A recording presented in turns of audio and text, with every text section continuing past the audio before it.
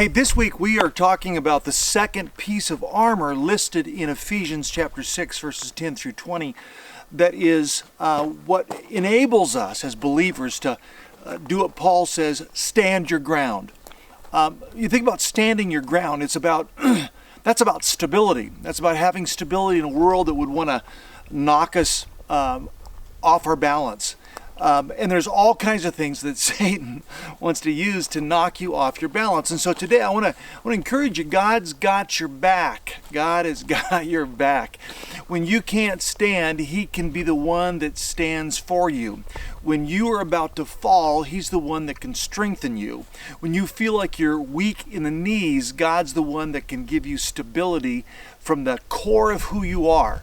Because as believers, when we understand how to put on the breastplate of righteousness, we discover a strength not of ourselves, a power that is otherworldly, a confidence that goes way beyond anything you've ever dreamed of, even on your best day. Righteousness is the Greek word dikaosune, and it means that which is approved by God, that which is excellent, that which is completely justified, that which is perfect. Whenever we think about the righteousness of God, it is this standard that is absolutely beyond us. That standard is the majesty of who God is. And God tells us that that standard is where all of who He is comes out of.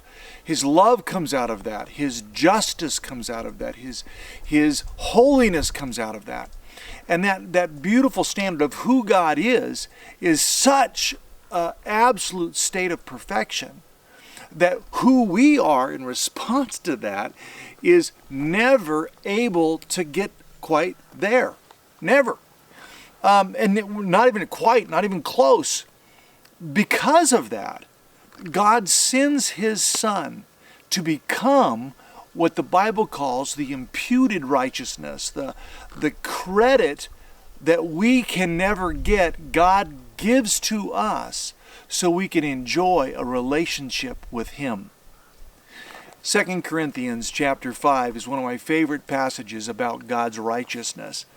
It says, He who had no sin, that perfect Son of God, became sin, so that in Him we might become the righteousness of God. We might become that perfect standard. We might become that which is completely acceptable. We might become that which is fully embraced. You see, sin is this reality that keeps separating us from God. Righteousness, the imputed righteousness, is that which takes that separation away so that we can have relationship with God. This whole week we're going to be talking about this righteousness, this acceptance, this profound place where God has put you and I. This place where Timothy Keller says, at an infinite cost to Himself, God has put us in a place where He never has to reject us. And that place is the righteous place of acceptance by God, received by Jesus Christ.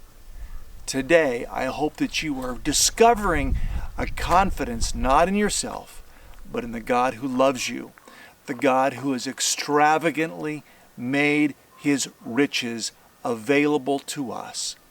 All the words we know and love that communicate about who God is and our relationship with Him, the grace of God, getting what we don't deserve, the mercy of God, not getting the judgment we do deserve, this no condemnation space and place where we get to live in our relationship with God, is all because of this breastplate that we are wanting to know how to put on so we can live in such a way that we have a confidence that goes beyond us because it didn't come from us.